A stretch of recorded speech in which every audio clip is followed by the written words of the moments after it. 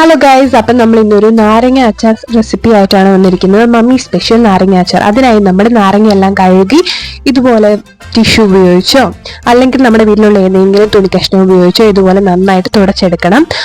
ഒരു തുള്ളി വെള്ളം പോലും ഇല്ലാത്ത രീതിയിൽ നാരങ്ങ നല്ല വൃത്തിക്ക് ഇതുപോലെ തുടച്ചെടുക്കാം. നമുക്ക് എല്ലാ നാരങ്ങകളും ഓരോരോ നാരങ്ങ എടുത്തിട്ട് അതുപോലെ തന്നെ നമുക്ക് ചെയ്യാം.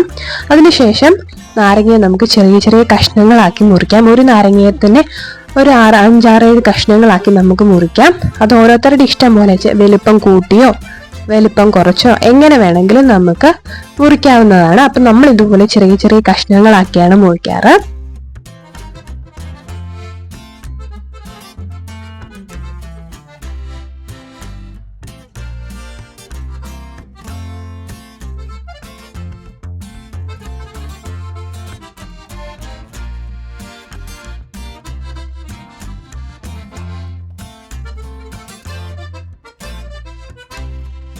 അപ്പൊ നമ്മൾ നാരങ്ങ എല്ലാം മുറിച്ച് ഇതുപോലെ ചെറിയ ചെറിയ കഷ്ണങ്ങളാക്കി എല്ലാം വെച്ചിട്ടുണ്ട്.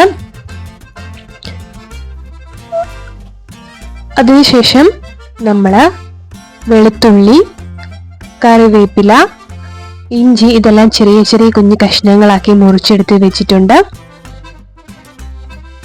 നമ്മള് അരിഞ്ഞു വെച്ച നാരങ്ങയിലേക്ക് ഇതെല്ലാം കൂടെ ചേർത്ത് കൊടുക്കുകയാണ്. കറിവേപ്പിലയും വെളുത്തുള്ളിയും ഇഞ്ചിയും എല്ലാം ചേർത്തിട്ട് അതിലേക്ക് നമുക്ക് അച്ചാർ പൊടി ഇട്ട് കൊടുക്കാം. നമ്മളെല്ലാവരും നമ്മുടേതായ ഒരു കണക്കനുസരിച്ചാണ് നമ്മൾ ഇട്ട് കൊടുക്കുന്നത്. അപ്പം നമ്മൾ ആവശ്യത്തിനനുസരിച്ചുള്ള അച്ചാർ പൊടി ഇട്ട് കൊടുക്കാം. അതിനുശേഷം ഒരു 2 സ്പൂൺ 3 സ്പൂൺ മമ്മി ഇടുന്നുണ്ട്. 3 സ്പൂൺ മുളക് പൊടി ഇട്ട് കൊടുത്തു. അതിനുശേഷം നമുക്ക് ആവശ്യത്തിനായുള്ള ഉപ്പ് ഇട്ട് കൊടുക്കാം.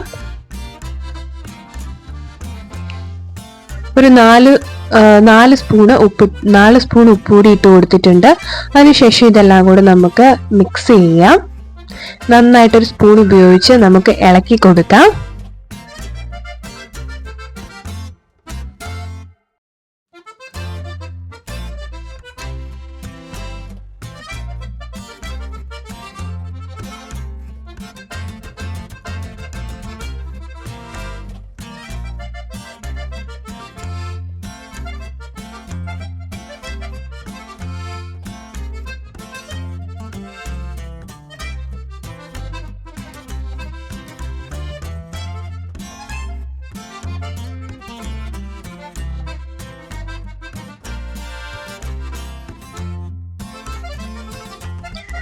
അതിനുശേഷം നമ്മൾ അല്പം കൂടിയും അച്ചാർ പൊടി ഇട്ട് കൊടുക്കുന്നുണ്ട്.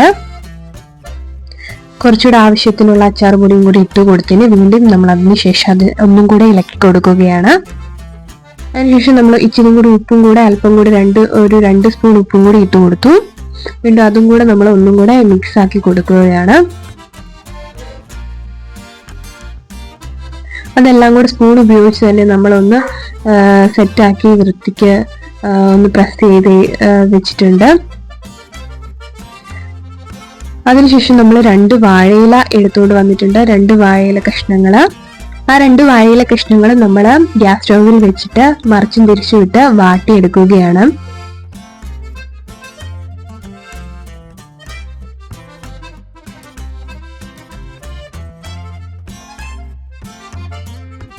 ആ വാട്ടിയെടുത്ത വാഴയില കഷ്ണങ്ങള് നമ്മൾ എടുത്തു വെച്ചിരിക്കുന്ന സ്റ്റീൽ പാത്രത്തിലേക്ക് വെച്ച് ഒരു വള്ളി വെച്ചിട്ട് നമ്മൾ കെട്ടുകയാണ്. ചാക്കുനൂലോ എന്തെങ്കിലും തുണിയുടെ കഷ്ണമോ എന്തെങ്കിലും വെച്ചിട്ട് നമുക്ക് ഇതുപോലെ ആ 2 എണ്ണം ഒരുമിച്ച് 2 വാഴയില കഷ്ണം കൂടി ഒരുമിച്ചാണ് വെച്ചിരിക്കുന്നത് 2 എണ്ണം.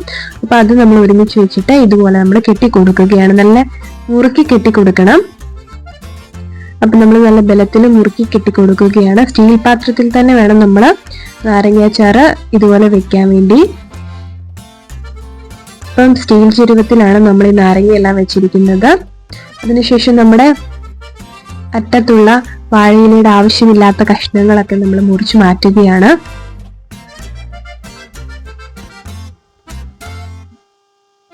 ഓരോ സൈഡായിട്ട് നമ്മൾ ഓരോ സൈഡിലെയും കത്തി ഉപയോഗിച്ച് മുറിച്ചെടുക്കുകയാണ്. അഴിഞ്ഞു പോകാത്ത രീതിയിൽ നല്ല മുറുക്കി വേണം നമ്മൾ കെട്ടി വെക്കാൻ വേണ്ടി. അതിനുശേഷം നമ്മൾ കെട്ടിവെച്ച ഈ പാത്രം അപ്പച്ചെമ്പ് കഴുകി അപ്പച്ചെമ്പിൽ ആവശ്യത്തിന് വെള്ളം എടുത്തു വെക്കുക. ആ വെള്ളത്തിന്റെ മുകളിലേക്ക് നമ്മുടെ അപ്പച്ചെമ്പിൽ തട്ടെടുത്ത് വെക്കുകയാണ്. തട്ടിട്ട് കൊടുത്തിട്ട് തട്ടിന്റെ മുകളിലാണ് നമ്മളിത് ഈ നാരങ്ങാച്ചാറ് എടുത്തു വെക്കുന്നത്. നമുക്ക് ആ പാത്രം എടുത്ത് അതിന്റെ ഉള്ളിലേക്ക് വെച്ച് കൊടുക്കാം. എന്നിട്ട് നമ്മൾ അടച്ചു വെക്കുന്നു.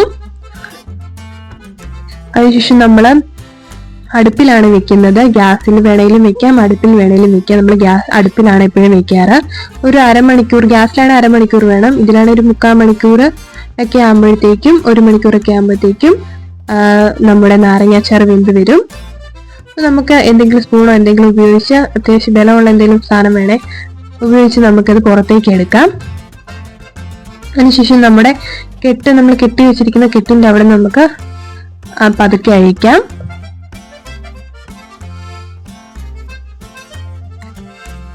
കെട്ടെല്ലാം അഴിച്ച് നമ്മൾ തുറക്കുമ്പോഴത്തേക്കും നല്ല ആവി പറക്കും. അങ്ങനെ നമ്മുടെ നാരങ്ങാച്ചാറ് റെഡി ആയിട്ടുണ്ട്. അത് നമ്മളൊരു സ്പൂൺ ഉപയോഗിച്ച് എല്ലാം കൂടെ ഒന്നും കൂടെ മിക്സ് ചെയ്ത് കൊടുക്കാം.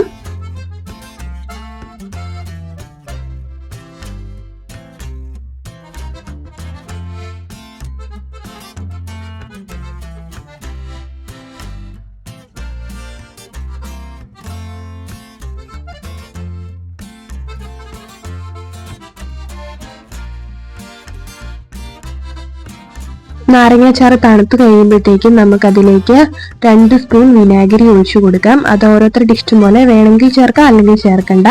അപ്പം നമ്മൾ 2 സ്പൂൺ വിനാഗിരി ഒഴിച്ചു കൊടുക്കുന്നുണ്ട്. എന്നിട്ട് വീണ്ടും നമ്മൾ നന്നായിട്ട് മിക്സ് ചെയ്ത് കൊടുക്കുന്നുണ്ട്. തണുപ്പ് കഴിഞ്ഞിട്ടാണ്, ഞാനിപ്പം വീഡിയോയിൽ എടുക്കാൻ വേണ്ടിയാണ് തണുക്കുന്നതിന് മുമ്പേ ഒഴിച്ചു കൊടുത്തത്. അപ്പം നന്നായിട്ട് തണുത്തതിന് ശേഷം കേട്ടോ ഒഴിച്ചു കൊടുക്കേണ്ടത്. അപ്പം വീഡിയോ ഇഷ്ടപ്പെട്ടാൽ എല്ലാവരും ലൈക്ക് ചെയ്യുക, എല്ലാവരും ട്രൈ ചെയ്ത് നോക്കുക. Bye bye.